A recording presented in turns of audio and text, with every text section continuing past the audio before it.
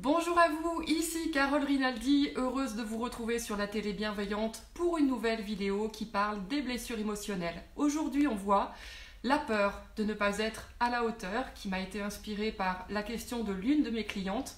Donc je fais cette vidéo pour vous mais aussi pour elle, pour vraiment qu'elle retienne que quand elle parle, quand elle ose parler de sa vulnérabilité, bien sûr c'est une vidéo qui va être anonyme, généraliste, mais ça peut servir d'autres personnes également. Donc bonjour à vous qui êtes en train de vous connecter. Peur de ne pas être à la hauteur et blessures émotionnelles d'injustice et de rejet. Alors déjà, toutes les personnes qui ont peur de ne pas être à la hauteur ne sont pas nécessairement concernées par ces blessures-là. Ça peut concerner un petit peu l'ensemble des êtres humains. La seule chose pourquoi j'en parle en relation avec ces deux blessures, eh bien c'est tout simplement parce que pour ces deux blessures-là majoritaires, injustice et rejet, ce sont les profils qui vont le vivre plus fort émotionnellement et qui vont mettre plus de temps à le transformer. Salut In, salut Tatiana, yes, ça me fait plaisir de voir tous vos petits messages, coucou en même temps pendant que je vous vois. C'est l'intérêt aussi de faire du live, hein, voilà, que je fasse pas tout du séquencé. Donc, comment on fait par rapport à ça? Ma cliente me disait, j'ai eu une peur panique en ce moment parce que je viens de commencer un nouvel emploi et j'ai une peur panique de ne pas être à la hauteur. Qu'est-ce qu'on fait dans ces cas-là? Et j'aimerais vraiment répondre en plusieurs points à cette question dans ce direct live. Alors la première chose, quand tu as peur de ne pas être à la hauteur, tu ne peux pas avoir cette peur si tu es dans une vie qui n'évolue pas et que tu maîtrises à 100%. Donc quelque part, cette peur, elle est inconfortable, mais elle est quand même une bonne nouvelle. La bonne nouvelle, c'est que tu aurais le choix de faire autrement. Mais qu'est-ce que ça voudrait dire?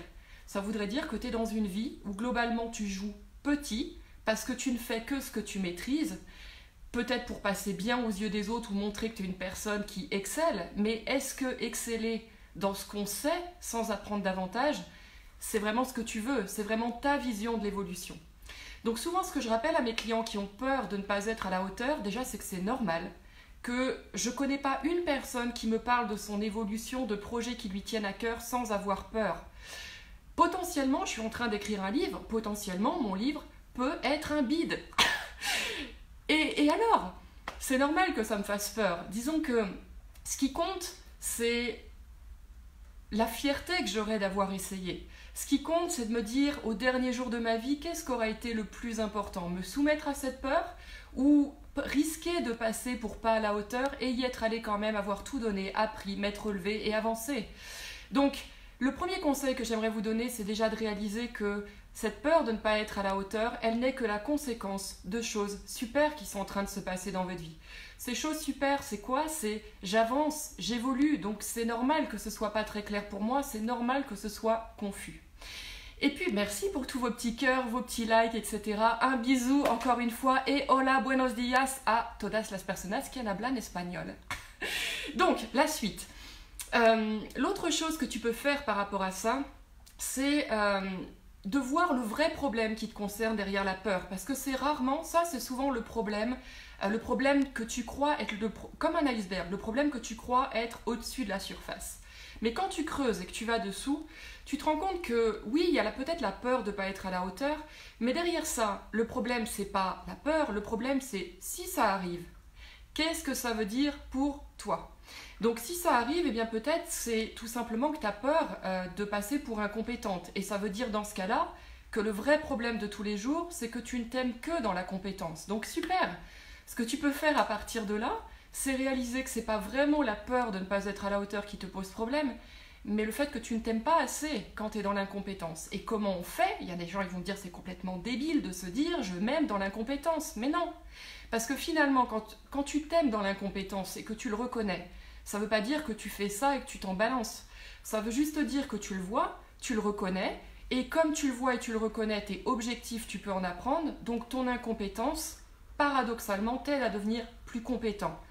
Tout comme quelqu'un qui cherche à être cohérent, c'est pas en masquant tes incohérences, en refusant de les voir, que tu deviens plus cohérent. C'est justement, paradoxalement, en ouvrant les yeux sur tout ce qui n'est pas cohérent dans ta façon d'être, de faire, que tu peux travailler, cheminer à devenir encore plus cohérent avec tes visions, tes valeurs et ton cœur. L'autre problème que j'ai noté, oui, le vrai problème également derrière le fait d'avoir peur de ne pas être à la hauteur, ça peut être tout simplement, comme on vient de le voir avec l'incompétence et la compétence, que tu n'aimes que la maîtrise. Et là, tu es confronté à de la confusion.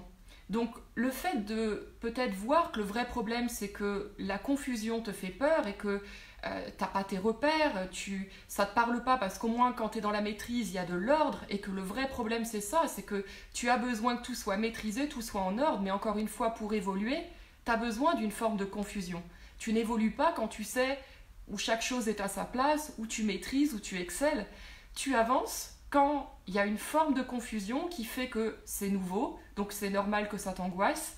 Et à partir de là, même chose, plus c'est confus, plus tu apprends à remettre de l'ordre sur ce qui est confus, mieux tu augmentes ce que tu aimes, à savoir ta capacité à maîtriser. Et puis enfin, pour terminer cette vidéo, j'aimerais vraiment rappeler aux personnes qui ont cette peur qu'il y a toujours de l'inconfort et du confort à toute chose. C'est-à-dire que peut-être que là, tu es centré sur l'inconfort de « et si j'étais pas à la hauteur ?»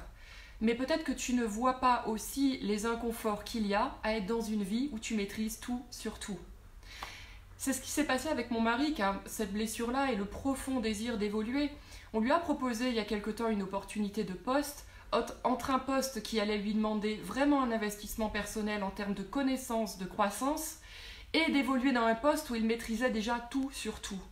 Et dans les deux cas, il a réalisé qu'il y avait de l'inconfort. L'inconfort dans le poste où il allait évoluer, c'est potentiellement de passer pour incompétent, c'est potentiellement de devoir travailler encore plus, c'est potentiellement d'apprendre à aimer l'incompétence et la confusion. Mais dans le deuxième poste, là où il maîtrisait les choses, l'inconfort c'était quoi? Bien tout simplement d'être dans une vie où le matin, il n'est pas stimulé à l'idée de savoir qu'il ne va rien apprendre. Parce que pour les personnes qui ont les blessures d'injustice et de rejet, la connaissance, apprendre, c'est une valeur importante. Donc, il n'y a ni bien ni mal à se dire si j'abandonne finalement. C'est pas grave si jamais tu te rends compte que tu as cette peur et qu'elle a raison quelque part du job dans lequel tu es en train de te lancer. Tu pourras en apprendre des choses. Mais au pire du pire, et je vais finir cette vidéo sur cette citation, vise la lune, au pire du pire, tu finis dans les étoiles. Le pire du pire qui puisse se passer, c'est quoi? C'est que finalement, tu es visé grand, donc ce poste qui te plaît, tu n'y arrives pas, admettons, ça, la peur de ne pas être à la hauteur a raison de ton abandon de poste. Qu'est-ce qui se passe au pire du pire? Tu es au moins fier d'avoir essayé. Tu peux au moins te reconnaître pour le courage que tu as eu d'oser. Et qu'est-ce qui est le plus important à la fin de ta vie?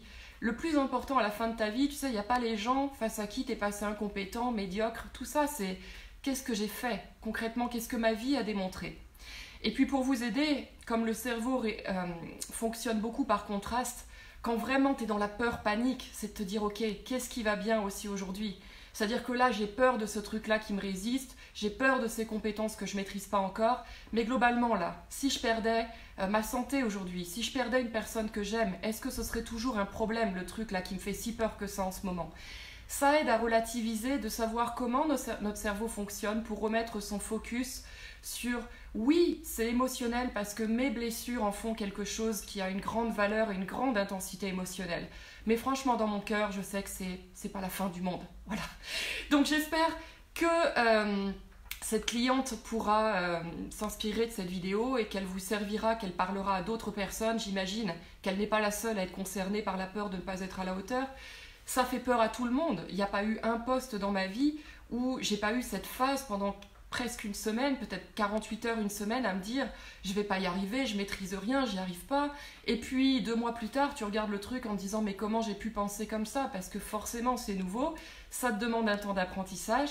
Et puis après, tu te rends compte tout simplement que comme tout le monde, t'es pas plus bête qu'une autre personne, t'as pas moins de capacité qu'une autre personne. S'il y a besoin, tu te formes et tu finis par y arriver.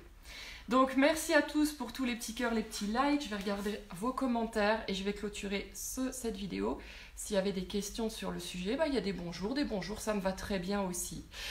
Yes, donc je vous souhaite à tous une excellente journée et je vous retrouve pour d'autres prochains lives. Partagez cette vidéo si elle vous a plu. Bye bye!